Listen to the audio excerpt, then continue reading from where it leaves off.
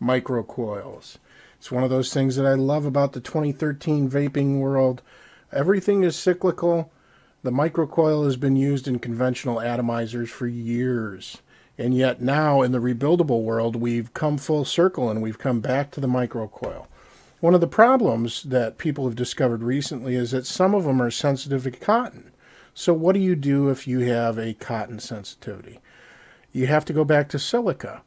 Well, I will tell you, it's a pain in the tuchus trying to take conventional silica and get it through one of those tiny, tiny microcoils. So what I found was that I can use one of these with a few modifications.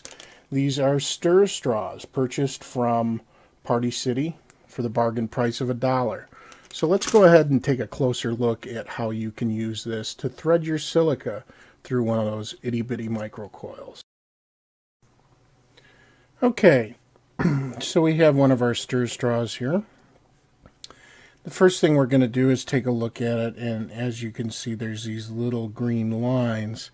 Well, two of them are actually closer together than the others. Let me adjust my focus here so I can bring this into closer view. And what I'm going to do, I have a handy little set of these shears here. But you can use a scissor or a very sharp hobby knife or something of that sort. And I'm going to cut a channel out here. It doesn't have to be real neat. And it actually doesn't have to run the entire length of the tube. In fact, I've been cutting about, I don't know, maybe 2 inches. And I'm going to cut the other side. So basically I'm clipping off part of this straw. It's a little, this is the most tedious part, honestly. And once you get one of these made, you can pretty much keep using it without an issue. You do have to make sure your coil is sufficiently cooled down before you thread your silica into it and thread it through the coil. There we go. Okay, so as you can see, we actually trimmed a little channel in there. Now I'm going to take the opposite side. I'm going to take this open side here and I'm going to trim this down. I'm going to trim it into a point.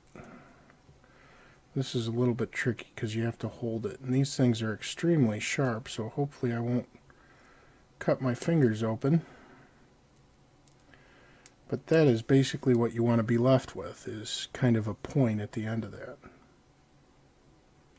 Because this is what you're going to actually start threading through your coil. Now what I'm going to do is I'm going to take this wick, and I've wet the end of the wick with a little bit of juice here. And I'm going to place it right in that channel that I made. And then I'm going to move it forward just enough to where the point does not have any wick in it. Because that is the part that's going to pass through this coil first. And it's going to close up around the wick as we push it in.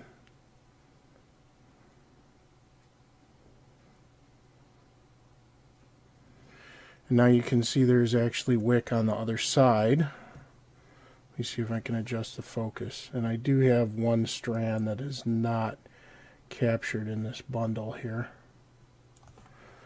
And all I'm going to do is I'm going to grab that wick on the other side here with a pair of pliers. And I'm going to pull some of it through. And then I'm going to pull my straw out.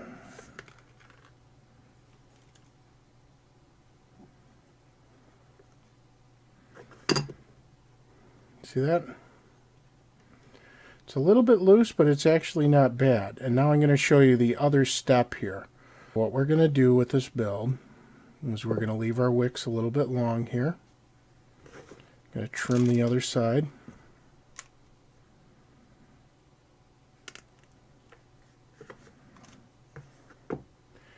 I'm going to take this and I'm going to push it through between the posts. Again, each atomizer is a little bit different, but what you want to do is you want to untwist it.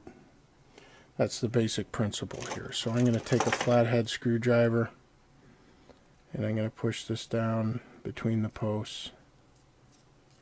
Okay.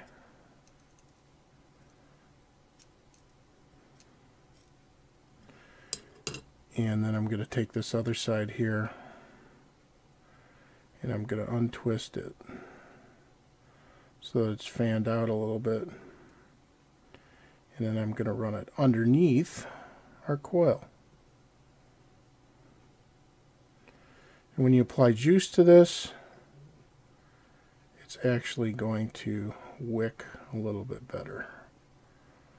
Now I'm going to trim all the excess off of this other side here. I happen to know this vapes very well, like this.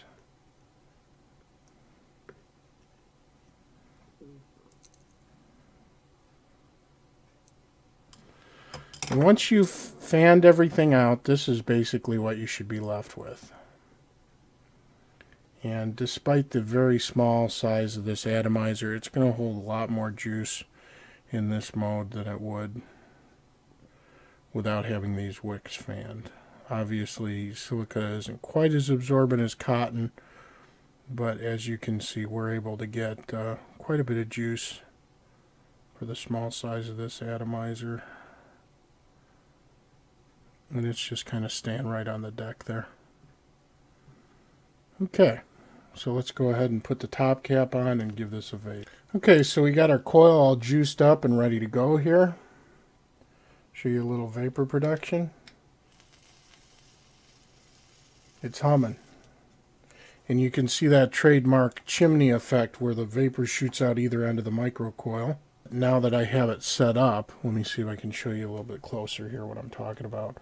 And again, it's very ugly and caveman looking, but it does the job. You can see the groove there, the channel for the wick to set in. But it does work.